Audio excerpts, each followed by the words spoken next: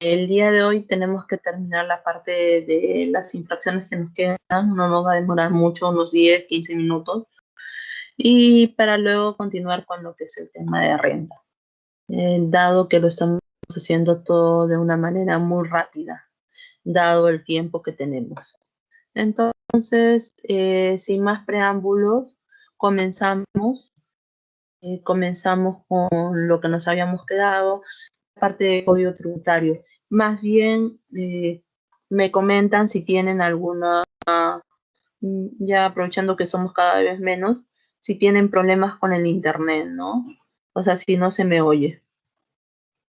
La clase pasada ya habíamos visto el 174, el 176, el 177 del Código Tributario, las infracciones relacionadas a estos artículos.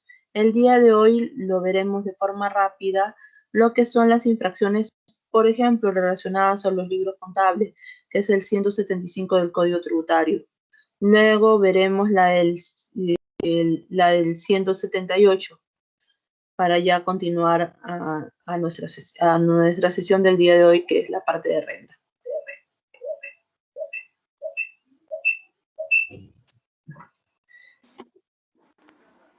Ya. Entonces, el 175 del Código Tributario les comentaba que está relacionado a los libros contables. A diferencia de las demás infracciones que son instantáneas, esta es una infracción continuada. ¿Por qué se dice que es una infracción? ¿Por qué se dice que es una infracción continuada? A ver, acá les decía, ¿por qué se dice que es una infracción continuada? Porque está durante todo el tiempo, vamos a silenciar, durante todo el tiempo yo cometo esta infracción. Por ejemplo, cuando yo no entrego un comprobante de pago, ¿cuándo se incurre una infracción? En el momento que tenía la obligación de entregar el comprobante y no lo entrego. En cambio, cuando no llevo el libro, ¿desde cuándo cometió la infracción? Cuando tenía la obligación de llevar el libro y no lo llevé. Pero sigo sin llevarlo. Durante todo ese tiempo estoy cometiendo esa infracción, porque no estoy llevando el libro. Por eso es que se dice que es una infracción continuada. El caso más común, numeral 1, cuando tengo la obligación de llevarlo y no lo llevo. ¿Se acuerdan que la clase pasada habíamos comentado la RTF, observancia obligatoria por el tema de registro de costos? Las empresas de servicios que no estaban obligadas a llevar su registro de costos, si lo requerían, no habría incurrido en la infracción del numeral 1 porque no tengo la obligación de entregar algo que no cuento. Igual en este caso, para cometer la infracción del numeral 1 del 175 de no llevar el libro, debo estar obligada a llevarlo. Ahora, en el supuesto que sí esté obligada a llevarlo y no lo tengo, si bien no habría incurrido la infracción de, si me lo requirieran, de no exhibirlo, sí ha incurrido la infracción de no llevarlo. Pero ¿qué sucede si yo no llevo el libro? Aún no me lo requieren. Pero luego en el transcurso lo llevo antes que me lo requieran. En este caso ya no sería la infracción del numeral 1. Se convertiría en la infracción del numeral 5. La infracción del numeral 5 del artículo 175. Mientras que en el numeral 1 la infracción es por no llevarlo, en el numeral 5 la infracción es por llevarlo con atraso. La del no llevarlo se tiene al momento que lo detectan el auditor, no tengo que tener el libro. Porque si lo tuviera, pero lo tengo con atraso, en este caso sería numeral 5, como lo estamos viendo acá. Acá sería la gravedad, que en el mismo caso que en el caso del 177, tenemos una voluntaria y una inducida, ¿no? Pero, ¿qué sucedería, por ejemplo? ¿Qué sucedería si yo tuviera la obligación de llevar yo tenía la obligación de llevar los libros de forma electrónica y no lo llevo de forma electrónica, lo sigo llevando de forma manual o computarizada. ¿Habré incurrido en la infracción de no llevar el libro? ¿Habré incurrido en la infracción de llevarlo con atraso? ¿Qué infracción habré incurrido? En este caso, no puedo decir que habría incurrido en la infracción de no llevar, porque yo tengo el libro. No puedo decir que llevaba la infracción de llevarlo con atraso, porque quizás lo estoy llevando en el tiempo indicado. Pero sí puedo decir que he cometido la infracción del numeral 2, que es llevarlo sin cumplir las normas establecidas. Entonces, en ese caso, habría incurrido en la infracción del numeral 2 del Código Tributario. Entonces, en este caso, y al igual que el caso anterior, se rige por los ingresos netos, mientras que el no llevarlo es el 0.6, el llevarlo con atraso es el 0.3. Y ya sabemos, como vimos en las clases pasadas, los ingresos netos del ejercicio anterior de la fecha en que han cometido la infracción. Igual del razonamiento que utilizamos para el caso anterior. Acá tienen más ejemplos para que ustedes puedan practicar. Por un tema de tiempo vamos a pasarlos por alto, ¿no? Y acá están las RTF, lo que le ha servido de sustento a cada uno. En este caso era lo que les había comentado. Tengo que llevar el registro de compras de forma electrónica, pero lo llevo de manera manual o computarizada. ¿He incurrido en infracción? Y la respuesta es sí, pero sería el numeral 2, más no la de no llevar el libro. Porque yo tengo que reconocer ahí que sí tengo el libro, pero no la de las formas establecidas. El plazo de prescripción, en este caso, te dice la prescripción de la acción de la administración para aplicar la sanción por la infracción en el numeral 1, por omitir llevar registro inventario permanente, se comienza a computar desde el 1 de enero a la fecha siguiente en que es detectada. ¿Desde cuándo es detectada? Nosotros habíamos visto, cuando vimos el sistema de prescripción, se cuenta de partir de la configuración, a partir de cuando ha sido detectada en el caso de infracciones continuadas. Cuando el auditor te pide tus libros y se da cuenta que no lo tienes. A partir del 1 de enero del año siguiente, se comienza a computar la prescripción. ¿Qué más? Ahora sí, ya podemos entrar a lo que es el 178 del Código Tributario. El 178 del Código Tributario me gustaría hacer una corta precisión con el tema del numeral 1, porque es el usual, el que casi siempre se utiliza, por no decir que siempre se utiliza, cuando estamos ante una fiscalización. El numeral 1 del artículo 178 fue modificado, como pueden ver acá en la diapositiva y como tienen ustedes en su material. Y el cambio fue, aunque no crean, solo fueron 3 palabras. Antes decía, influyan en la determinación de la obligación tributaria, y se modificó y se agregó con el decreto legislativo 1311 para indicar determinación y el pago de la obligación tributaria. Y aunque no crean eso, hizo un cambio radical, porque antes, por ejemplo, la nota 21 era la nota que regía para ver qué se consideraba como este dato u tributo omitido. Ahora, lo que se toma en consideración para efectos de la configuración de esa infracción es el tributo dejado de pagar. Vamos a ver.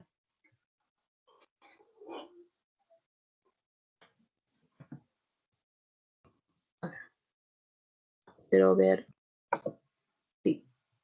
Creo que no tengo hasta el momento no tengo problemas con el audio.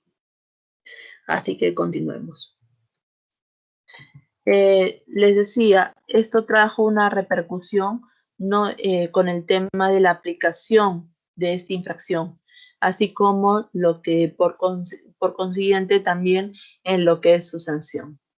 Porque antes se sancionaba el 50% del tributo emitido, el 50% del saldo, crédito u otro concepto similar. En cambio, ahora lo que se sanciona es el 50% del tributo dejado de pagar, el tributo que no se pagó.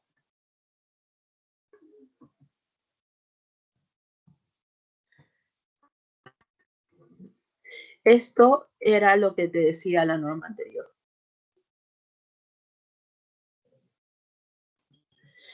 Y acá tenemos ciertas reglas, ciertos tips que nos van a servir. Con la norma anterior, señorita, ¿por qué estoy viendo la norma anterior? ¿Por qué no voy de frente a analizar la norma actual? Si supuestamente al día de hoy yo me rijo con la norma actual. Correcto, al día de hoy tú te riges con la norma actual, pero las fiscalizaciones tú tienes que tener en consideración de qué periodo estamos hablando. Estamos hablando de un periodo anterior a que se fue aprobado el decreto legislativo 1311 o estamos hablando de un periodo posterior.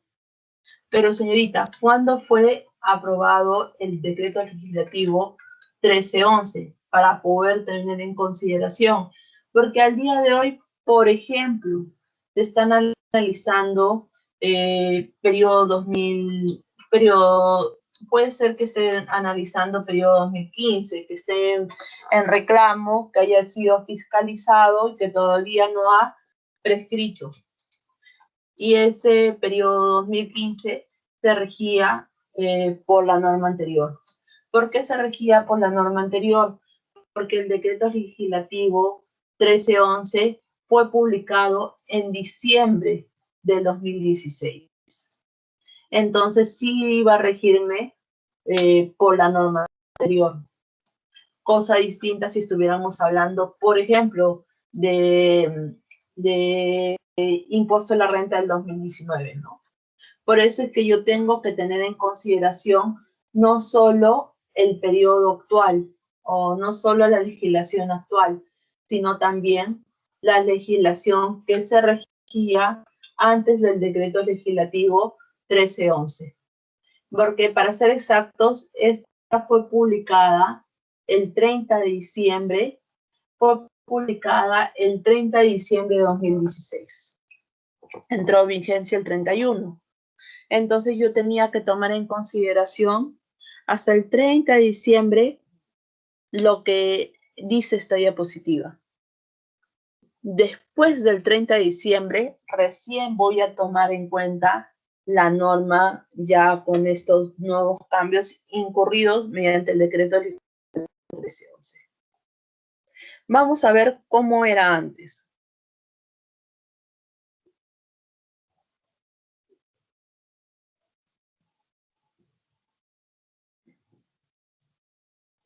A ver, nosotros habíamos dicho que antes no tenía estas tres palabritas, ¿no?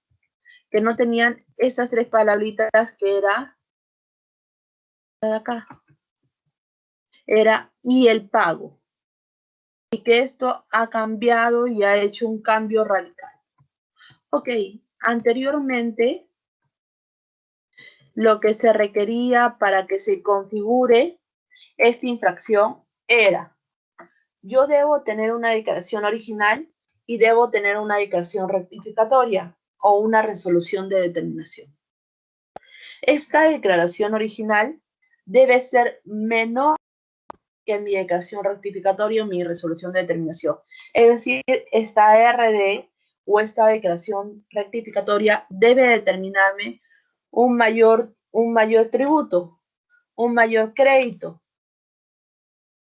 ¿Y qué es lo que me va a determinar? Al determinar la rectificatoria de la RD, un mayor tributo, un mayor crédito, va a generarme un tributo omitido. ¿Y qué es ese tributo omitido? El tributo omitido no es otra cosa que el tributo resultante rectificado menos el tributo resultante original. Y en este caso, nos decíamos, no siempre una declaración rectificatoria por pagar genera un tributo omitido. Recordemos esta regla. No siempre una declaración rectificatoria por pagar genera un tributo omitido. ¿Por qué? Esta regla es importante porque vamos a ver la diferencia con la legislación actual. En la legislación actual, siempre un tributo dejado de pagar genera una multa, una infracción. Nosotros habíamos dicho con la legislación anterior, no siempre una declaración rectificatoria por pagar genera un tributo omitido y por ende una infracción. En cambio, con la legislación actual, sí. Siempre que haya un tributo dejado de pagar, genera una infracción del 178. ¿Qué más? Con la norma anterior, lo que prima es esta nota 21, el tributo omitido. Veamos. Nota 21.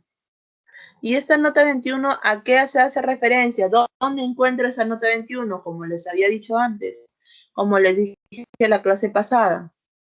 Para ver el tema de infracciones es muy importante ver la tabla. Y a la tabla yo me voy a las notas de cada artículo. Y en el artículo 178 yo me iba a la nota 21. En la nota 21 voy a encontrar tributo omitido. ¿Qué se entiende por tributo omitido? Y te dice, tributo omitido o el saldo, crédito u otro concepto similar determinado indebidamente por pérdida indebidamente declarada. ¿Qué será? Será la diferencia entre tributo o saldo, crédito u otro concepto similar o pérdida declarada y el que se dio a declarar. Veamos. Es lo que yo declaré menos lo que debí declarar realmente menos lo que declaré. Es decir, en nuestro caso, ¿cuánto salió? Salió 4.000 menos los 2.000, porque te dice la diferencia entre el tributo, saldo, crédito u otro concepto similar o pérdida declarada y el que se dio a declarar. Veamos un poquito más. Veamos con un ejemplo de IGB. En el caso de IGB te dice, al resultado de la diferencia entre el impuesto bruto y del crédito fiscal del periodo. En el referido crédito que sea el impuesto bruto, el resultado será considerado saldo a favor. Acá lo que se está diciendo no es otra cosa que, primero lo que tú tienes que determinar es el impuesto resultante. ¿Y qué se entiende por impuesto resultante? El impuesto resultante no es otra cosa que débito menos crédito. Y sobre ese impuesto resultante, tú vas a determinar el tributo omitido. Tú no te vas a determinar el tributo omitido en base a lo que es de crédito, a lo que es de débito, no. Tú lo que vas a irte es a la línea de abajo, a la línea ya de impuesto resultante. Tú no vas a ir a comparar crédito ni los débitos, débito anterior, débito del original entre el débito rectificado. No, tú lo que tienes que comparar es ya el impuesto resultante. Si yo como impuesto resultante en la original declaré 2.000 y en la rectificatoria declaré 4.000, ahí va a haber una diferencia. Si hay diferencia, es decir, si la cuota rectificatoria es mayor, me va a generar un tributo omitido. ¿Por qué decimos que esto es importante? Porque si nosotros dijéramos que el comparativo está dado entre créditos y débitos, es decir, yo comparo el crédito original versus el rectificado y el débito original versus el rectificado, este caso, por ejemplo, cuando yo declaré venta 5.000 debiendo ser 10.000, me generaría una infracción. En este caso, me genera una infracción La respuesta es no. ¿Por qué? Porque el tributo emitido no se analiza al nivel de solo crédito, solo débito. El tributo emitido se analiza a nivel de impuesto resultante. En este caso, en la original, si bien yo declaré un débito menor al que corresponde, yo también declaré un crédito menor al que me corresponde. Por eso, cuando yo en la rectificatoria declaré lo correcto, hace que yo en la original me salga un impuesto resultante de 2.000 y en la rectificatoria, al salirme un impuesto resultante de 2.000, hace o genera que no tenga tributo omitido. Porque el impuesto resultante original es igual al impuesto resultante rectificado. Ahora, de la regla. No todo, de la regla que habíamos dicho, no todo impuesto por pagar genera un tributo omitido y no todo, por ende, no generaría una multa. ¿Qué quiere decir en eso? ¿Qué quiere decir lo que he dicho? Nuestra regla, ¿se acuerdan hace un rato? Acá, no siempre una declaración rectificatoria por pagar genera un tributo omitido. Y este vendría a ser el ejemplo. ¿Por qué? Acá en la declaración rectificatoria, en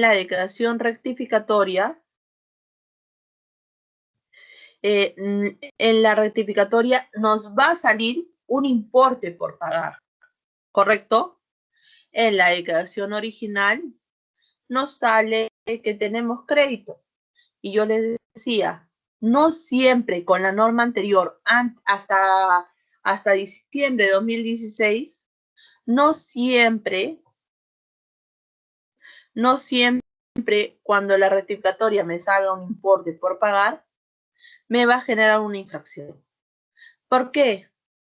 Porque debemos recordar que la nota 21 te dice, no solo te dice, lo que tú tienes que analizar es el impuesto resultante, es decir, la diferencia entre el débito y el crédito para el caso IGB, sino que no debes tomar en consideración los saldos a favor de periodos anteriores. ¿Y qué pasa? Por ejemplo, en este caso, el débito lo declaré de forma correcta, pero en la rectificatoria, ¿qué pasó? Lo que yo me equivoqué fue el declarar el saldo a favor del periodo anterior. Cuando yo declaré el saldo a favor del periodo anterior, yo declaré 5.000. Cuando realmente lo que me correspondía era 500. Si yo declaré realmente 5.000, eso hace que yo tenga 3.000 de saldo arrastrable al siguiente ejercicio. Pero realmente esos 3.000 no existen, porque lo que realmente yo debí declarar era 500. Lo que me iba a generar era un importe por pagar de 1.500. Esto era lo correcto. Cuando yo haga la rectificatoria, porque yo digo, me equivoqué en el saldo, ok, tienes que rectificarlo. Cuando yo haga la rectificatoria, nos vamos a preguntar, ¿tendré? Y la respuesta sería no, porque con la norma anterior no había infracción, cuando el equívoco ha sido a nivel de saldo a favor del periodo anterior. No hay infracción cuando ha sido por saldo, cuando ha habido el equívoco de pérdidas de ejercicios anteriores, pagos anticipados y compensaciones efectuadas. En este caso, no repercutiría. Cosa distinta de lo que sucede ahora. Con la norma actual. Con la norma actual ya nos olvidamos de esta regla, de que comparo el impuesto resultante. Con la norma más sencilla. La norma, ¿qué te dice? ¿Cuánto tuviste que pagar en original? 20. ¿Cuánto tienes que pagar o no tuviste que pagar nada? 0. ¿Cuándo tuve que pagar en la rectificatoria? 1.500. Entonces, si hay un tributo dejado de pagar, siempre hay infracción. Esa es la regla. Con la norma actual es mucho más sencillo. Con la norma actual yo solo veo tributo dejado de pagar. Con la norma anterior yo tenía que ver impuesto resultante y tenía que ver en base al impuesto al resultante el tributo emitido y no considerar los saldos a favor de periodos anteriores. Era un poquito más complejo, por decirlo. Ahora, ¿qué más te dice? En caso se declare un saldo a favor correspondiendo a declarar un tributo resultante, el monto de la multa será el 50% del saldo a favor declarado indebidamente y el 50% del tributo emitido. Acá, ¿qué es lo que te está diciendo? Si a nivel de tributo resultante, ojo, a nivel de tributo resultante, no importe por pagar, sino al nivel de tributo resultante. Yo tengo un crédito, debiendo tener un débito, declaro un crédito que no me corresponde. ¿Habría infracción? Sí, porque con la norma anterior, cuando declaro un crédito que no me corresponde, hay infracción. Cuando declaro un importe que no me corresponde, hay infracción. Entonces, ¿cómo se calculaba?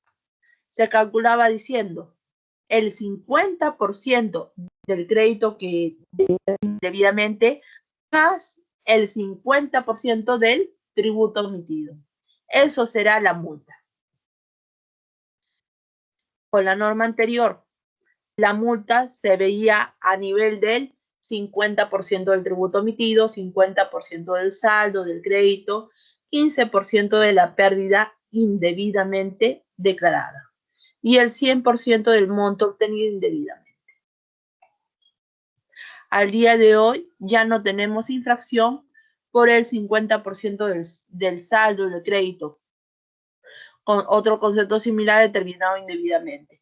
¿Por qué? Porque al día de hoy solo hay multa por el importe dejado de pagar. Tampoco hay infracción por la pérdida indebidamente declarada. Ojo, lo que sigue estando vigente al día de hoy es, yo tengo un trabajador, no lo declaro en el T-registro, recién lo he contratado, no lo di el de alta en el T-registro y por ende tampoco lo declaré en el PLAME. Al día de hoy, ese trabajador, ese monto por ese trabajador, ese impuesto, el salud, la ONP, que no he declarado de ese trabajador, el impuesto a la renta de quinta categoría, que no he declarado de este trabajador, porque se me olvidó, sencillamente porque se me olvidó, la multa va a ser no el 50%, sino el 100%. Con la norma anterior como la norma actual es lo mismo. Eso no ha sido modificado. Como les decía, con la norma actual, lo que nos va a importar es el tributo por pagar. Y ahí se ha considerado que se tomará en cuenta para efectos de los saldos a favor de periodos anteriores, las pérdidas netas compensables de ejercicios anteriores. Tomo todo. Lo único que tengo que ver es el resultado. Antes no se tomaba en cuenta las pérdidas de ejercicios anteriores. Al día de hoy, sí. Por ende, los pasos o las guías que podríamos usar serían las siguientes. Declaración jurada original, más tiene que haber necesariamente una declaración jurada original, más una rectificatoria, más una RD. Si no hay una RD, no hay una rectificatoria, no habría infracción del 178. No, que yo sé que te has equivocado, aún así tiene que haber una declaración original y poder compararlo con una RD o una declaración rectificatoria. Y la declaración original debe ser menor que la rectificatoria o que la RD. y tiene que haber un tributo dejado de pagar. Si no hay un tributo dejado de pagar, por más que yo diga que la original yo declaré crédito 1.000, debiendo ser crédito 5.000, ahí no hay tributo dejado de pagar porque solo es a nivel de crédito. Entonces ahí no habría infracción. Lo que habíamos dicho, ahí yo tengo que ver a nivel de tributo dejado de pagar. Igual comparo la rectificatoria menos la original. En este caso, del caso anterior, ¿se acuerdan? Del caso que habíamos dicho que hace un momento para la legislación anterior, que acá habíamos dicho que no había multa, porque lo veían solo a nivel de impuesto resultante. En nuestro caso, con la legislación actual, es decir, a partir del periodo diciembre del 2016 en adelante, a partir del periodo diciembre de 2016 en adelante, cuando yo he declarado un saldo, en lugar de declarar un tributo, en ese caso sí va a haber infracción. ¿Y cuánto sería la infracción? La infracción sería solo a nivel del importe dejado de pagar. Yo no lo veo a nivel de estos 3.000.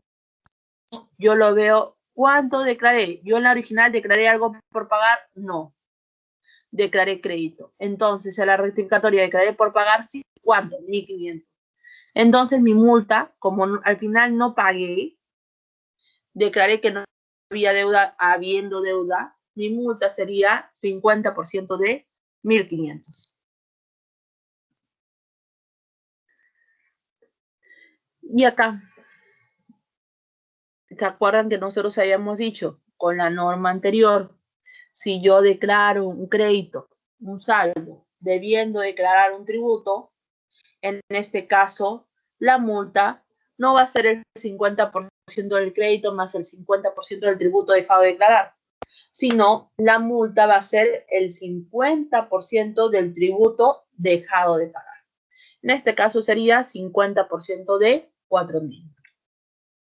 Por ende, la multa va a ser solo 50% del tributo emitido, 100% del monto obtenido indebidamente de haber obtenido la devolución. Igual para el caso de planilla, si no lo he declarado al trabajador, 100%. Si lo he declarado, simplemente no consideré el monto que actualmente le corresponde porque hubo un aumento, sería el 50%. Ahora, régimen de gradualidad. Al régimen de gradualidad, en este caso, se le va a aplicar. Hola, buenas noches. Yo tengo una duda, por favor. Entiendo que la norma que modifica tanto el numeral 1 del 178 como la nota 21 es el decreto legislativo, si no me equivoco, 1311. Correcto.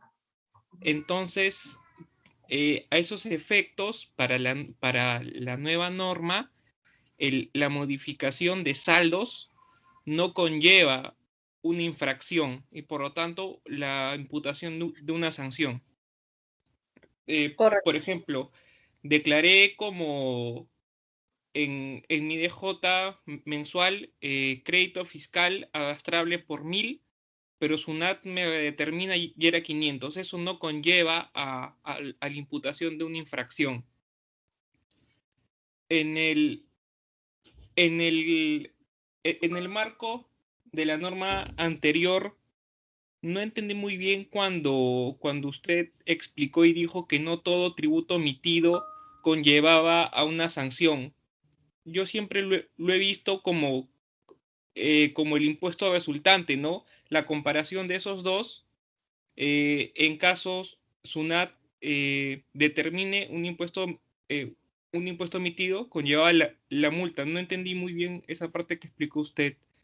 Ya, no apagues tu micrófono para ver si te logré entender. Entonces tu duda, okay. Tu duda radicaría en esta diapositiva. ¿Cómo se hace con la norma anterior con la norma actual? ¿Correcto? En esta Sí. diapositiva, por ejemplo, en esta diapositiva Lo que hubo el cambio, o sea, lo que hubo el equívoco por parte del contribuyente fue que se colocó 5.000 de crédito debiendo colocarse 500. Claro, Con la norma actual, yo lo único que veo es en el PET, en la parte de abajo, donde me dice importe por pagar. En el original no me sale importe a favor del fisco, sino a favor del contribuyente. claro, Por ende, por importe por pagar me va a salir 0. Pero en la claro, rectificación me va a salir 1.500. claro. Entonces ahí la multa sería el 50% de 1.500. Pero ¿qué sucede con la norma anterior? Con la norma anterior, yo no me iba a la parte de abajo, ni importe por pagar o saldo, sino yo solo me quedaba en la parte de arriba, impuesto resultante. Y o sea, en la parte donde es débito menos el crédito. Pero yo no me iba por el saldo a favor de periodos anteriores. ¿Por qué? Porque la nota 21 te dice, no se tomará en cuenta los saldos a favor de periodos anteriores. Por eso que yo les decía, en este caso, cuando yo veía el PDT en la parte de abajo, en la original me salía crédito, en la rectificatoria me salía importe por pagar, pero con la norma anterior no siempre, cuando yo tengo una rectificatoria que me sale importe por pagar, me genera una infracción de numeral 1 del 178 con la norma anterior, porque la norma anterior que te decía, ¿cuánto era la multa? La multa te decía, es la multa con la norma anterior, acá está, te dice, 50% del tributo omitido. ¿Y cómo se calcula el tributo omitido? El tributo omitido con la norma anterior se calculaba la diferencia entre el impuesto resultante rectificado menos el original. El 50% de 0 vendría a ser 0. Por eso es que le decía, no siempre con la norma anterior, por más que la declaración me salga por pagar, me iba a generar una multa, porque el análisis no era en base al importe por pagar, sino el análisis era en base al tributo omitido definido por la nota 21. Por eso era importante este cambio que había establecido la norma, porque la norma actualmente te dice, y el pago. Ahora sí, tú analizas el pago resultante. Con la norma anterior, tú no analizabas el pago, por eso es que no te ibas hasta la parte de abajo, sino tú te quedabas a nivel de impuesto resultante. En este caso, con la norma anterior, yo no veo los saldos a favor de periodos anteriores. Yo solo veo el impuesto resultante, nada más. Por ahí me dejé explicar en esta parte. Sí. Esto, claro, entiendo. Debido a que yo generalmente veo más renta que IGB. No hay problema, lo ponemos en renta. Lo ponemos en renta. Por Siempre acá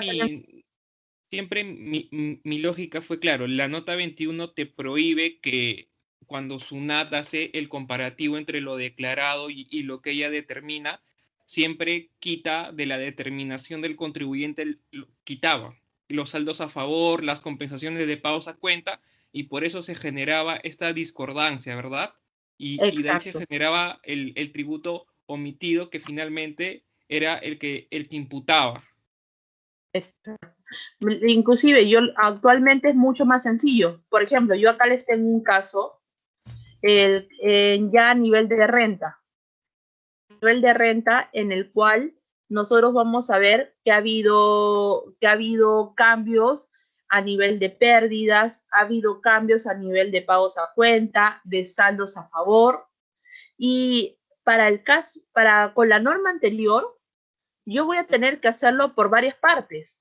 Voy a tener que hacerlo primero a nivel de saldo a favor, luego lo voy a tener que hacer a nivel de tributo omitido y luego voy a tener que hacerlo a nivel de pérdidas. Cosa distinta de lo que ocurre actualmente, porque actualmente simplemente te vas a la casilla 139. Tengo saldo a favor del fisco, en la original, 0. En la rectificatoria, 0. ¿Ha habido importe dejado de pagar? No. ¿Habrá multa? No. pero vamos a ver que con la norma anterior sí hay multa. Esta va a ser la suma de todos estos factores, que salía 51.539, sin considerar la gradualidad, ¿no? Entonces sí, a nivel con la norma anterior es un poquito más complejo, pero se toma en consideración la nota 21. Y solo como un aporte adicional, puede ser que al día de hoy estén fiscalizando 2015, que es con la norma anterior, y me sale, creo que les dije eso en la clase, me sale crédito en lugar de débito. Me sale, yo declaré y omití, perdón, me sale, yo declaré crédito. Declaré crédito en la original, en la rectificatoria también declaré crédito. Tenía un saldo a favor bastante grande. Por ende, no me salía un importe por pagar. Pero según la norma anterior, habría multa, porque era el 50% del saldo indebidamente declarado. Como la resolución de multa recién me ha llegado ahora, o me ha llegado después del decreto legislativo 1311, que es después de diciembre de 2016, yo puedo alegar por el 170 que se inaplique, que no me cobren esa multa. Algunos lo llaman por el tema de retroactividad benigna, otros se basan de frente por el 170, en fin. Pero eso se está haciendo o está siendo discutido a nivel ya jurisdiccional. Y es muy importante porque hay pronunciamientos a favor del contribuyente. Y hay una casación que se ve en torno al tema aduanero, pero va a ser 178, y hay resoluciones de primera y segunda instancia, pero todavía no de la Corte Suprema, en tema de tributos internos. Por eso es muy importante poder saber la norma anterior que se está utilizando actualmente y la norma actual, ¿no? Ok, para pasar y ya poder, aunque sea entrar un poquito, que nos gane la hora. Les comentaba, eso tiene una rebaja del 95% si lo hago voluntariamente antes que la administración se entere, una rebaja del 70% si lo hago durante la fiscalización, pero si lo hago durante la fiscalización, pero adicionalmente pago el tributo, porque no tengo, para acogerme la rebaja no tengo la obligación de pagar el tributo, pero si durante la fisca pago el tributo, este tributo dejado de pagar, tendría una rebaja del 95% si lo cancelo en efectivo y del 85% si lo acojo un fraccionamiento y ha sido aprobado. Acá también habría una rebaja del 60%, una rebaja del 60% cuando ya me ha llegado la notificación de los valores y una rebaja del 40% hasta antes de la apelación. Acá están los tramos. 95 en cualquier notificación hasta la fisca. Una vez que ya se ha dado la fisca, solo tengo 95, 85. Y el 60% tendría una vez notificados los valores y 40 cuando vence el plazo para apelar. Acá tienen varios casos que les puede servir. Por ejemplo, en este caso, lo que se está analizando es a nivel de la norma anterior, la infracción que se ha cometido. Lo que se va a hacer acá es un comparativo entre la declaración rectificatoria con la original. En la columna tienen 1, 2, 3, 4, 5 columnas. En la columna número 2, declaración original. En la número 3, la rectificatoria. Para determinar la multa, ¿qué hacemos? Determinamos o analizamos a nivel de tributo omitido, declaración rectificatoria menos la original. La diferencia va a ser mi base para determinar la sanción. Ahí está la sanción y a eso le voy a aplicar la gradualidad si lo he hecho de forma voluntaria. Debemos recordar que siempre lo debemos comparar con el 5, no puede ser una multa menor al 5% de la UIT. ¿Qué UIT? La UIT de la fecha en que se ha cometido la infracción. Ahora, a nivel de la norma actual también se podría analizar esto. Ahora, este caso es interesante porque, rapidito, nada más. En este caso, en la declaración original, yo declaré una pérdida de 3 millones, pero debiendo declarar una pérdida de 2 millones. ¿De qué periodo estamos hablando? Del 2015. ¿Habría infracción? Sí. La infracción sería la diferencia, el 15% de esta diferencia. Ahora, pero en el siguiente caso, ¿habría infracción? No, porque debemos recordar que el decreto legislativo 1311, cuando fue publicado el 30 de diciembre, entró en vigencia el 31. Estamos hablando ya del ejercicio 2016. El ejercicio 2016, ¿cuándo se declara? Se declara en marzo de 2017, cuando ya está vigente la norma actual. Y la norma actual te dice, no hay infracción cuando el equívoco que has cometido ha sido a nivel de pérdidas, porque ahí no habría un importe dejado de pagar, porque debemos recordar que las pérdidas son arrastrables al siguiente ejercicio, pero lo que va a hacer es que disminuya el importe por pagar. Por ende, no habría un importe dejado de pagar al fisco por ese ejercicio. Ahora, acá como le comentaba el compañero, acá lo tienen ya desarrollado a nivel de DJ anual. Para el año, por ejemplo, en este caso, el año 2016, que se declara en 2017, es mucho más sencillo. ¿Por qué? Porque solo me voy a ver la casilla 139. Yo veo declaración original 0, declaración rectificatoria 0. ¿Hay importe dejado de pagar? No. En cambio, a nivel ya de la norma anterior es un poco más complejo. ¿Por qué? Porque nosotros habíamos visto que para el 178 había infracción por la pérdida declarada indebidamente, el saldo a favor declarado indebidamente, el tributo omitido. Y, por ejemplo, en este caso, yo declaré un saldo a favor indebidamente. Para ello tengo que irme a la casilla 127, 138 y 139. Ahí yo veo casilla 127, 2131. En la rectificatoria hay 2129. Ok, acá yo veo la casilla 127, los saco, los traigo de acá. Entonces acá si yo he puesto saldo a favor del ejercicio anterior, 2131, 2129, saldo a favor del contribuyente, 8.275 y ahora 1.218, entonces ahí yo veo, ahí sí yo voy a ver que en la original declaré un saldo mayor al que me correspondía.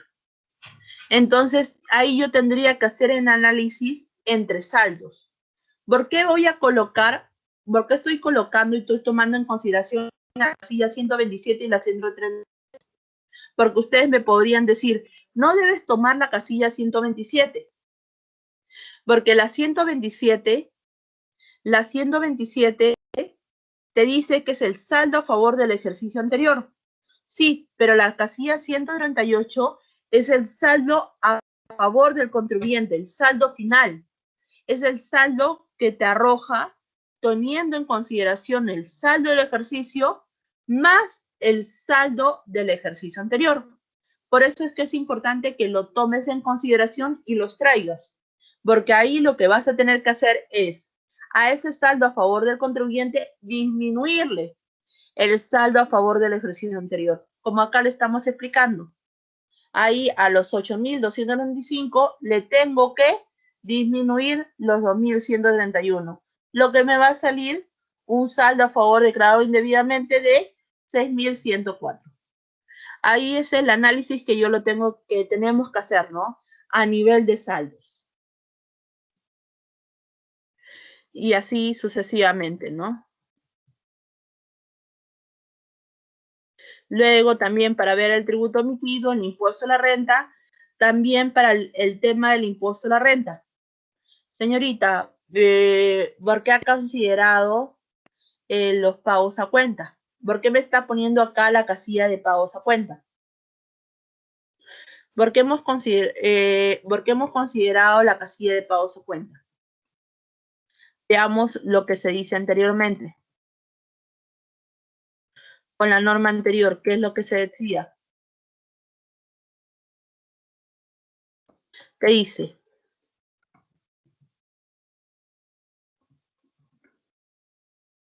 Acá. No se tomará en cuenta los saldos a favor de los periodos anteriores, ni las pérdidas netas compensables, ni los pagos anticipados y compensaciones efectuadas. Por eso es que, como te dice la nota 21, no tomes en consideración los pagos anticipados, los pagos a cuenta, es que también para efectos de determinar el tributo emitido, también tengo que considerar el pago a cuenta a efectos de descontarlo. Y ahí tiene explicado cómo les va a salir el tributo, cuánto le sale y cuánto vendría a ser la multa. Igual para la pérdida declarada indebidamente, ¿no? Toma en cuenta la pérdida del ejercicio anterior para efectos de, en este caso no hubo pérdida del ejercicio anterior, solo tomó la pérdida del ejercicio para efectos de determinar cuánto sería la infracción en este caso. Y todo eso se suma para efectos de determinar la multa del ejercicio. Y luego ya se aplicaría la rebaja al 95%. Acá tienen más casos que les podría servir. El 177, numeral 13, por su parte, se incurre en esa infracción cuando no se ha retenido, debiendo retenerse. Por su parte, teniendo la obligación de retener, no lo retengo. Pero no se incurre en esa infracción cuando no lo retengo, pero cumplo con pagarlo dentro del plazo. O sea, sale de mi bolsillo. Acá lo particular de esta infracción es que para subsanarlo, ¿qué es lo que me piden? Me piden rectificar y pagar la multa. Entonces ahí muchas veces SUNAT de forma equívoca me dice, has incurrido en la infracción del numeral 1 del 178 porque has considerado un tributo, hay un tributo dejado de pagar, pero realmente no era que un tributo dejado de pagar, sino que lo consideré por el tema de la gravedad. Cuidado con ese tema. Y el numeral 4 y ahí tienen más casos, el numeral 4 del 178, a diferencia del numeral 13, por acá les hago el comparativo. Ustedes tienen más materiales ahí, pero por tema de tiempo comprenderán que en 1 hora y media no se puede desarrollar varios temas. Por eso es que en el material está muchas veces desarrollado el caso. Tienen abundante material y si necesitan más ya me escriben, ya saben mi correo, o si no le pregunten a Beatriz. En el caso del numeral 4 del artículo 178, a diferencia del numeral 13, en el numeral 4 ambos son agentes, tanto en el numeral 4 como en el numeral 13, ambos son agentes de retención y agentes de percepción. Ambos se rigen por el criterio de pago. Pago al trabajador, pago al no domiciliado, pago a quien voy a retener o percibir. No pago a SUNAT el importe equivalente a la retención o percepción. En cambio, en el numeral 13, no retengo y no pago a SUNAT. En cambio, en el numeral 4, sí retengo al trabajador, pero no pago a SUNAT. Esa va a ser la diferencia. Y ahí tienen varios casos, ¿no? Los cuales les va a servir más adelante. Ok, ahora vámonos con el tema de renta. Porque nos ha ganado otra vez el tiempo.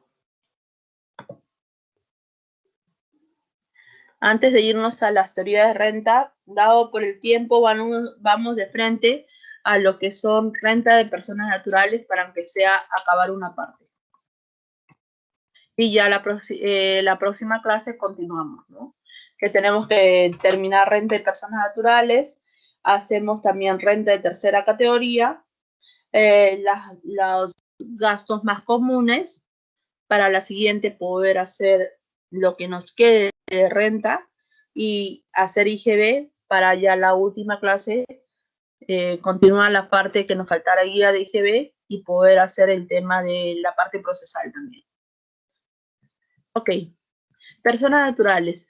El sistema cedular lo divide en rentas de capital, rentas de trabajo y renta empresarial. Nosotros sabemos, o lo más usual, por decirlo, Coloquialmente se dice renta de primera categoría, renta de segunda categoría a la renta de capital. Y la renta de trabajo son la renta de cuarta y la renta de quinta. Por su parte, la renta empresarial vendría a ser la renta de tercera categoría. Acá tenemos un esquema, ¿no? La renta de capital, la más conocida como primera y segunda categoría. La primera categoría es por el tema de alquileres de bienes. Tiene una deducción, sí, una deducción del 20% de la renta bruta, lo cual hace generar una tasa del 6.25 de la renta neta. En términos sencillos, si lo queremos hablar en temas rápidos, tiene una tasa efectiva del 5%. La renta de primera categoría no es otra cosa que te cobran por el arrendamiento de bienes. Arrendamiento de bienes inmuebles, arrendamiento de bienes muebles. Y ahí la tasa efectiva va a ser el 5%. Por su parte, la renta de segunda categoría va a ser la renta que te genera por una ganancia de capital originada por la venta de acciones, otros valores mobiliarios, puede ser también por el tema de préstamos, va a ser el 20% sobre la renta bruta, lo cual va a generar una tasa del 6.25 o una tasa efectiva del 5%. La renta de trabajo, renta de cuarta y renta de quinta categoría, lo cual también va a tener una deducción del 20%, la renta de cuarta categoría, y una deducción de 7 UITs. Y actualmente tenemos una deducción de hasta 3 UITs en determinados gastos en específicos. Y va a tener una tasa progresiva acumulativa. Tenemos también renta de fuente extranjera, que todo eso va a sumar para efecto de determinar la renta de personas naturales. Renta de cuarta categoría. ¿Qué entendemos por renta de cuarta categoría? Según lo que establece la propia norma del impuesto a la renta, se entenderá por renta de cuarta categoría el artículo 33, que dice: el ejercicio individual de cualquier profesión o oficio, acá tenemos un ejemplo, el abogado, el carpintero, qué sé yo, el director de empresas, el síndico, el mandatario, el gestor de negocio, albacea y actividades similares. Acá te dice: son rentas de cuarta categoría las obtenidas por el ejercicio individual de cualquier profesión, arte, ciencia, oficio u actividades no incluidas expresamente en la tercera categoría. El desempeño de funciones de director de empresas, síndico, mandatario, gestor de negocio, albacea o actividades similares, incluyendo el desempeño de las funciones del regidor municipal o consejero regional por las cuales perciben dietas. Ok, nos parece sencillo esto, porque decimos, sí, señorita, es todo aquel que emite recibo por horario. Ok, correcto, pero yo les preguntaría algo. Les pongo un ejemplo sencillo. Bueno, quizás no tan sencillo. Conocemos qué son los consorcios. Nosotros sabemos la persona natural, un ser humano, una persona que tiene su DNI, va, se inscribe, saca su RUC, una persona natural. Abre su tienda, persona natural con negocio. Se inscribe entre registros públicos, 2 personas dicen, ¿sabes qué? Vamos a constituir una empresa para poder realizar ciertas actividades. Nos inscribimos ante registros públicos. Ahí lo que hacemos es y lo llevamos a SUNAT para sacar nuestro RUC. Persona jurídica de renta de tercera categoría. Pero ¿qué sucede si yo no quiero constituir una persona jurídica? Porque digo, ¿sabes qué? Yo solo me voy a unir contigo para determinado proyecto. Hay un proyecto, hay una licitación con el Estado. Y yo me voy a unir contigo para poder participar. Pero yo solo quiero unirme contigo por ese proyecto en específico. Tengo que constituirme ante registros públicos para crear una persona jurídica, demasiado complicado. Nos unimos para un contrato de consorcio. Y el contrato de consorcio es solo por una obra determinada. Ok, por esta obra nos unimos. En el contrato de consorcio nosotros decimos, ok, tú vas a ser el operador, porque es sin contabilidad independiente, porque el contrato de consorcio es cuando se une, una persona jurídica con una persona natural o dos personas jurídicas y dicen para una acción determinada, por un tiempo determinado. Puede ser con RUC o puede ser sin RUC. Mucho se da en el tema de construcción. Ok, decidimos hacerlo sin RUC. Y cuando es sin RUC, hay un sujeto que actúa como operador. Ok, yo actúo como operador. Y al actuar como operador tengo que hacer la declaración, tengo que emitir los comprobantes, etc., etc. Yo me he unido con la persona jurídica, pero yo, persona natural, soy el operador en este caso específico. Pero los dos nos hemos unido para hacer un trabajo de ingeniería civil. Pongamos. Yo tengo que emitir comprobantes de pago a mi nombre, que van a salir a mi nombre, que son los que yo tengo, por el consorcio, porque yo soy el operador. La pregunta sería, como yo soy persona natural y estamos emitiendo estos comprobantes de pago por ingeniería, ¿podría emitir un recibo por horario? Porque al final yo estoy afecto solo a cuarta categoría. ¿Qué dicen ahí? ¿Podría o no podría hacerlo? Ojo, ahí te dice, son rentas de cuarta categoría las obtenidas por el ejercicio individual de cualquier profesión, arte, ciencia, oficio o actividades no incluidas expresamente en la tercera categoría.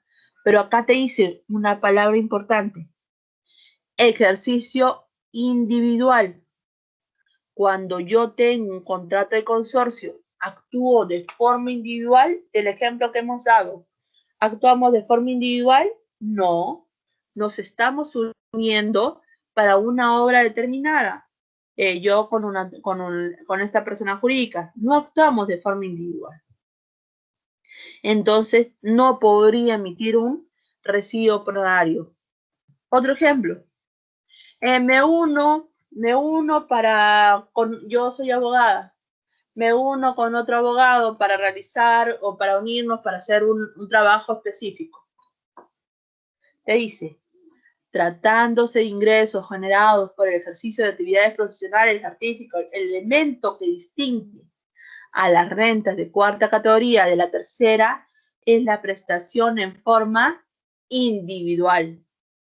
Por ello, si la renta proviene de una actividad asociativa o de grupo, constituye renta de tercera categoría. Si ya estamos hablando de un grupo de personas, sería renta de tercera categoría. Y ese es el caso que les había propuesto, el caso del operador.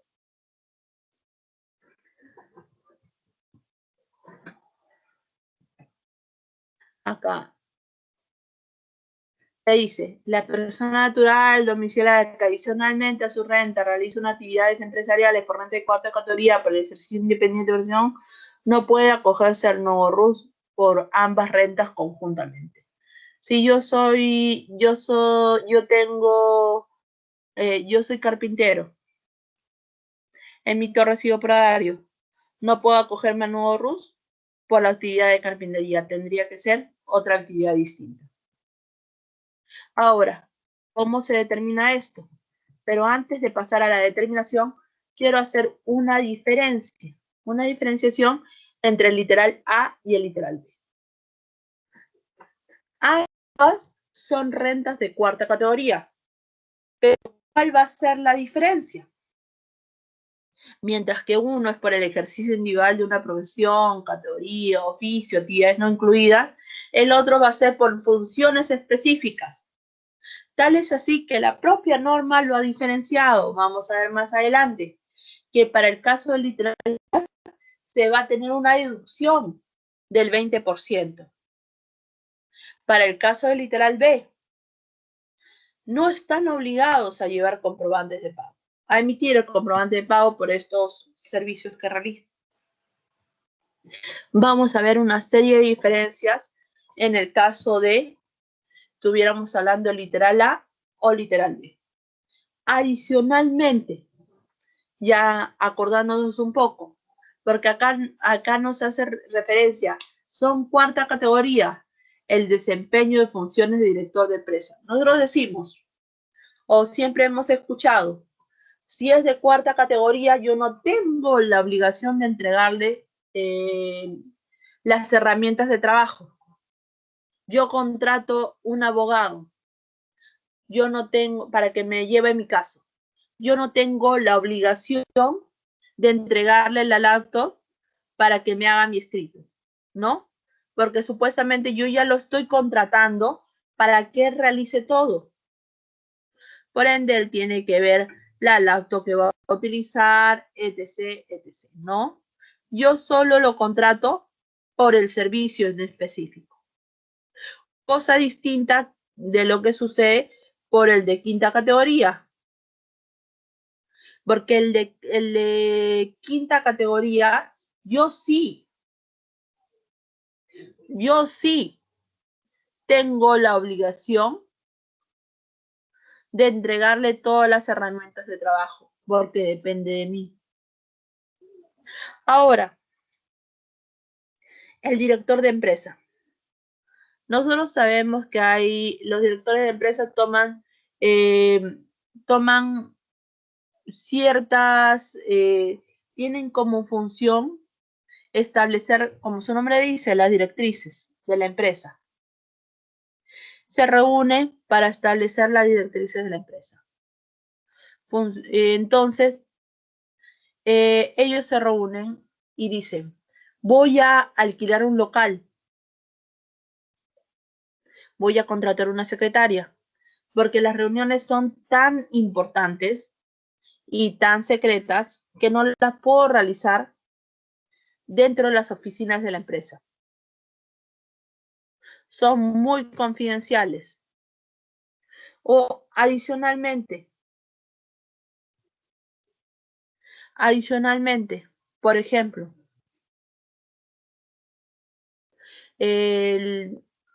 dada la coyuntura, o antes se daba, ahora ya no se puede salir, pero dada la coyuntura, qué sé yo, necesito capacitar a mis directores de empresa para que ellos sepan tomar las decisiones en los casos de esta pandemia, cuáles serían las mejores políticas a administrar, a implementar en la compañía.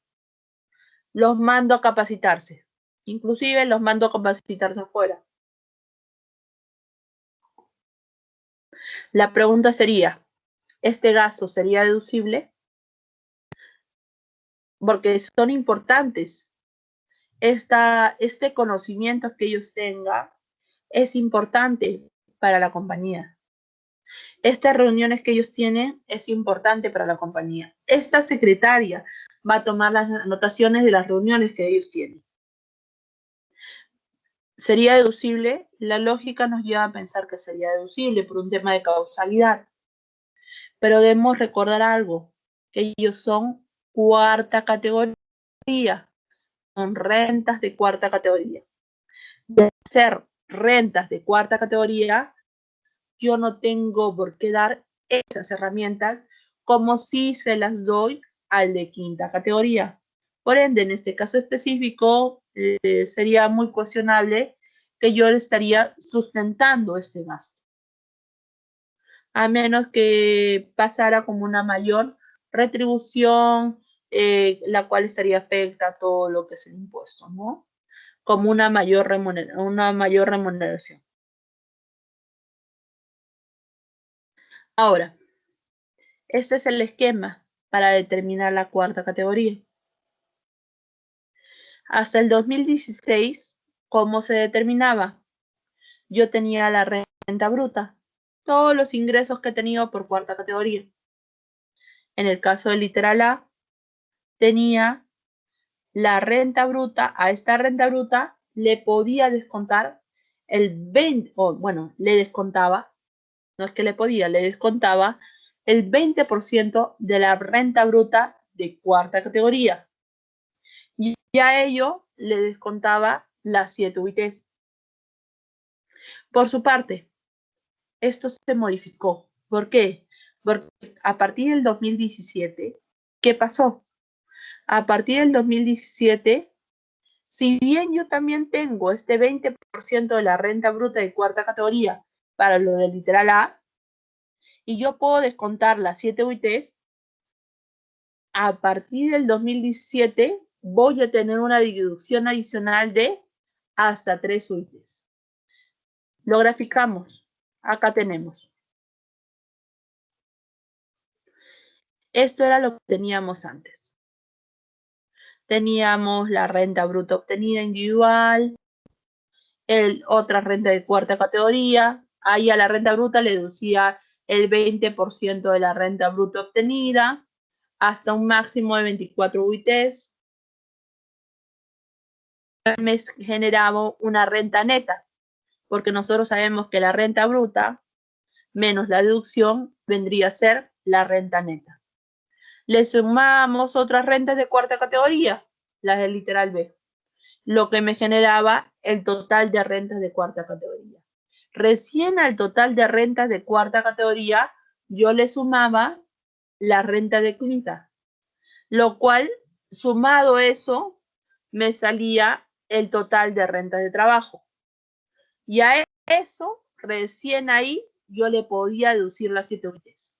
Porque las 7 UITs se deducía al total de rentas de trabajo.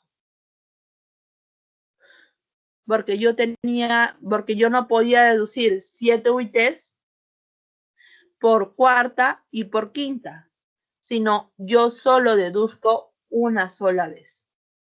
A eso yo le aplicaba la tasa progresiva acumulativa.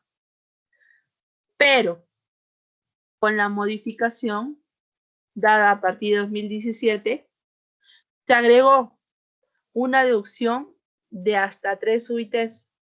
Pero ojo, miren cómo está. Esa deducción está después de la deducción de 7 UITs y antes de la aplicación de la alícuota progresiva acumulativa, de la alícuota que se aplica al total de la renta imponible. Es decir, está antes de aplicar el porcentaje para determinar la renta. Por eso es que muchas veces algunos confunden y dicen, para la deducción de estas 3 UITs me ha salido 3.000 soles. Y como yo siempre tengo que pagar impuesto a la renta de 1.000, me van a devolver 2.000 soles. No es que te van a devolver 2.000 soles. Eso sería si es que estas 3 UITs estarían por debajo de las tasas de la aplicación de la alícuota. Pero las 3 UITs están encima de la alícuota. Lo que va a hacer que no realmente tengas por devolverte 2.000, sino un importe menor. Ahora, luego lo vamos a llevar a caso práctico. O por tema de tiempo quizás se los tenga que dejar.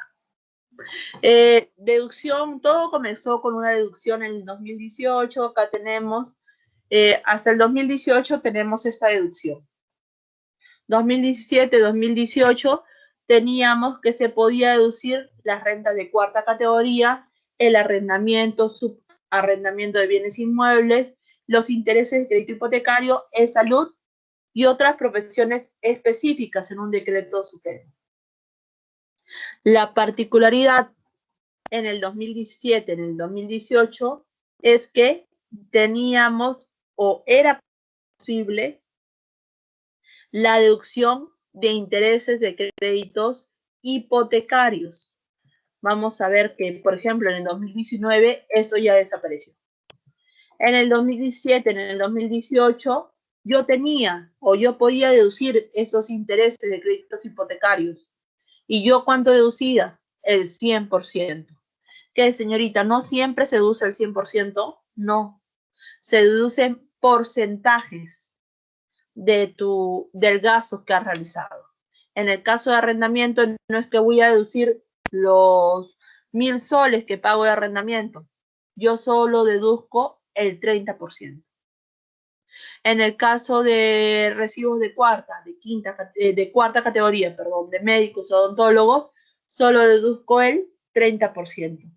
Estas otras profesiones eran otras profesiones establecidas en un listado, que era este.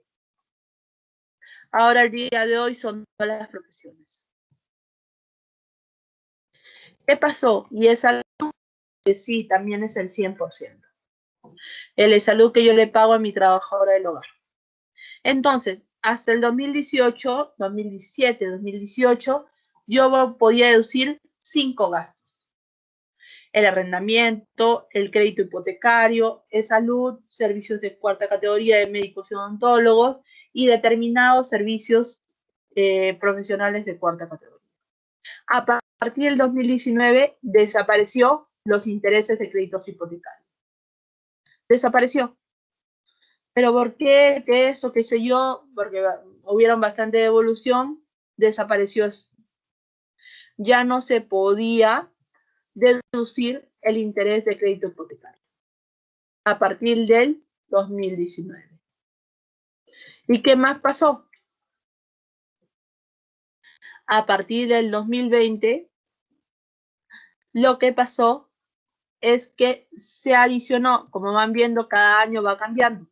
En el 2019 desapareció el tema de créditos hipotecarios. En el 2020 se agregó. ¿Qué se agregó en el 2020? Se agregó que nosotros pudiéramos deducir los importes pagados en restaurantes, en hoteles, para personas naturales. ¿Y cuánto era esto? El 15%. Y como va cambiando todos los años, ahora, para el 2021 y 2022, solo vigente para el 2021 y 2022, si bien antes se podía deducir este importe pagados en restaurantes, hoteles para personas naturales, solo el 15%, para el 2021 y 2022 se ha aumentado este porcentaje. El porcentaje ahora, actualmente, para estos 2 años, va a ser el 25%, ya no el 15%. Y se ha agregado, para efectos de incentivar el turismo y todo ello, que se podrá deducir el 50% por el servicio de guías de turismo y servicio de turismo, de aventura, ecoturismo o similares prestados por personas naturales que emitan recibo honorario. Pero actualmente, dadas las restricciones que hay, esto es muy difícil hay un conflicto entre normas. Pero bueno, quizás en el 2022 sí podrá hacerse realidad esta norma, ¿no? Y luego, ¿qué más también se tiene? Se ha considerado que las agencias de viaje, turismo, servicio, etc., podríamos deducirlos, pero por un 25%. Pero señorita, ¿es lo mismo el amarillo que el azul? No, porque el amarillo estamos hablando de recibos honorarios. Quizás la actividad está enfocada al mismo sector, pero son las personas que tratan de incentivar. Y bueno, las profesiones de cuarta categoría que ya habíamos mencionado, que ya habían desaparecido el listado específico, ¿no? Ahí tienen cómo era el tratamiento del 2018 y cómo se modificó el tratamiento a partir del 2019. Acá lo importante serían esos esquemas que hemos visto. Antes, en el 2018, lo que se pedía era, para efectos de acreditar, el banco te tenía que dar un voucher, una constancia que te emitía, que te mandaba a tu correo, pero al día de hoy ya no se da eso, porque ya no se da esa deducción. Y como decimos, a partir del 2019 desapareció desapareció el listado específico que te establecía cuáles eran los servicios que podrías deducir. Ahora, esta deducción de 3 UITs no solo es para el de cuarta categoría, sino también para el de quinta categoría. Ahora, los obligados de cuarta categoría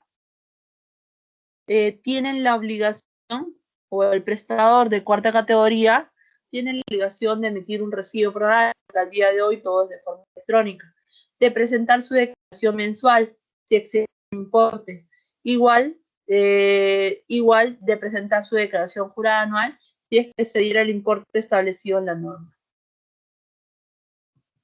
Ahora, por su parte, el usuario del servicio tiene la obligación de retenerle cuando es agente de retención. Y para esto nosotros nos preguntamos, ¿quién es agente de retención? La norma te dice, agente de retención será el sujeto de régimen general. Pero, señorita, yo muchas veces le he emitido mi recibo por horario a una empresa de régimen especial y me ha retenido el 8%. Sí, pero no tenía la obligación de retenerte. ¿Qué más? Cuando me retiene, el prestador de servicio emite un recibo mayor a 1.500, pero si emito un recibo por 1.500, no te va a retener. Si emito 2 recibos por 1.500, no tengo la obligación que te retenga. ¿Cuándo te retienen? Cuando le pague, cuando te pague, no cuando se emite el comprobante, sino cuando se pague, porque se rige bajo el criterio de lo percibido. ¿Y cuánto te retiene? Te retiene el 8%. Antes te retenía el 10%, y a partir del 2015 es el 8%. Lo que decíamos, antes era el 10%, actualmente es el 8%. Ahora, independiente del monto de la operación, si el recibo es por 1.500, solo me van a, no va a tener que retener, solo me van a retener cuando el importe sea mayor a 1.500. Me han adelantado una parte, me han adelantado 1.000 soles, pero el importe de la operación es 10.000. ¿Me van a retener? No, acá tengo la carta. Ahora, los viáticos pagados a trabajadores no dependientes constituyen renta afecta de cuarta categoría sujeta a retención, porque habíamos dicho que no tengo que darle las herramientas, pero sí lo podría considerar como una mayor remuneración, me emitiría mi comprobante, emito el comprobante y listo. Ahora, nosotros habíamos dicho que hay importes por los cuales yo tengo que hacer la declaración mensual. Los importes para este año vendría a ser 3.208. Si estuviéramos en el literal A, que es provisión oficio, y 2.567 si estuviéramos en el literal B. O si estuviéramos en el literal A, que vendría a ser provisión oficio, y aparte tengo quinta, no debo superar la cuarta más la quinta de 3.208. Bueno, hasta acá nos quedamos. Ya la próxima clase continuamos con el tema de suspensión, con el tema de renta de primera categoría, porque lamentablemente la sigue ganando, pero tratamos de avanzar lo más rápido posible para poder abordar todos los temas. Si tuvieran alguna consulta. ¿No tienen ninguna consulta? Ok, si no tienen ninguna consulta. Ahí está Sebastián. Sí, cuéntame.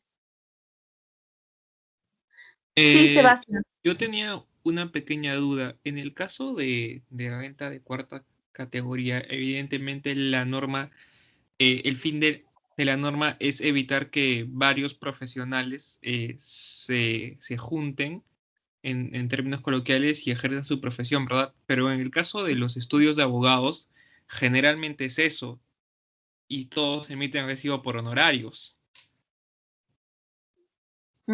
Sí, sí, pero lo que pasa es que la norma es específica. Si estuviéramos hablando, o sea, una cosa es compartir, o sea, alquilar una oficina. Yo puedo alquilar la oficina, yo alquilo un departamento. Son tres dormitorios y lo acomodo tipo oficina. Y cada uno lleva sus casos de forma independiente.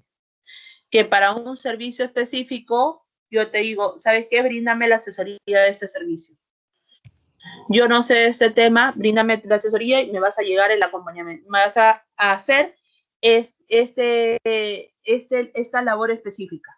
Pero otra cosa sería ya actuar de forma grupal. O sea, como realmente forman los estudios, ¿no? Es que ahí lo que tendríamos que ver es lo que sea la realidad de lo que sea la norma, ¿no? O sea, te entiendo tu figura. Eso también se da en las clínicas, que muchas veces constituyen una clínica y cada doctor emite su recibo por horario. Pero otra cosa es cuando actúan de forma grupal, ¿no? Y no te contrato para una actividad de forma específica. En el caso que te había dado el ejemplo, puede ser que los tres nos reunamos y cada uno alquile, o los tres alquilamos un espacio en específico, pero cada uno lleva sus casos de forma independiente. Ahí no estaríamos actuando de forma grupal, pero sí estamos utilizando el mismo espacio, ¿no? Ahí sería acreditarlo. Porque en sí, sí podría la administración cuestionarme, me podría decir, oye, pero los tres están trabajando en la misma oficina, demuéstrame que, no están, que lo están ejerciendo de forma individual. Ok, yo les muestro que cada uno tenemos nuestra cartera de clientes, cada uno lleva, trabaja, yo me dedico al derecho tributario, tú al derecho civil, etc., etc., ¿no? Pero si ambos lo llevaran de forma, o ambos llevaran todo el caso de forma grupal, se reunieran, llevaran las conversaciones con el cliente, ambos hicieran el escrito, o en el escrito aparecen los dos, alguno si no va uno, va el otro abogado, qué sé yo. Entonces sí se podría cuestionar de que no están actuando de forma individual, sino están hablando de una actividad asociativa o de grupo, como inclusive la RTF que les había colocado lo señala, ¿no?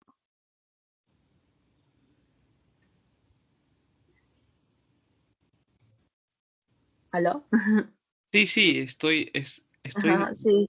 de acuerdo con usted y entiendo ahora que la administración tributaria, debido a que ya tiene habilitada la norma 16, buscará el verdadero sustrato económico, ¿no? En esos casos. Sí, sí, pero dada la realidad a que llega a las personas naturales, creo que faltaría bastante, un poquito más de tiempo, porque ahorita todavía está enfocado a las personas jurídicas y todo eso, ¿no? Dado por el sector que se mueve, ¿no? Pero sí, tienes mucha razón. Gracias. Gracias a ti. Entonces, si no tuvieran ninguna otra pregunta, nos quedamos acá y nos vemos el miércoles. Gracias, Fabián.